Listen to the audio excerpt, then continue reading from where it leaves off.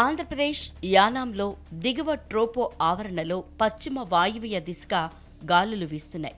దీని ప్రభావంతో ఆంధ్రప్రదేశ్లోని పలు ప్రాంతాల్లో వర్షాలు కురిసే అవకాశం ఉందని వాతావరణ శాఖ వెల్లడించింది. గాలులతో పాటు తేలికపాటి నుంచి మోస్తరు వర్షాలు కురిసే అవకాశం ఉందని తెలిపింది. ఉత్తర కోస్తా ఆంధ్రప్రదేశ్ యానాంలో గురువారం 1-2 చోట్ల తేలికపాటి నుంచి ఒక మోస్తరు వర్షం కురిసే అవకాశం ఉంది. గంటకు 30-40 కిలోమీటర్ల వేగంతో బలమైన ఉపరితల గాలులు వీచే అవకాశం ఉంది. శుక్రవారం తేలికపాటి నుండి ఒక మోస్తరు వర్షం 1-2 చోట్ల ఉరుములతో కూడిన జల్లులు కురిసే అవకాశం ఉందని తెలిపింది.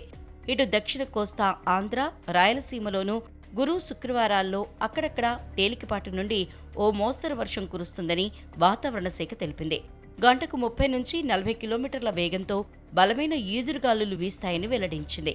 ఈ మధ్యే కురిసిన భారీ వర్షాలతో తెలుగు రాష్ట్రాలు అతలాకుతలమయ్యాయి.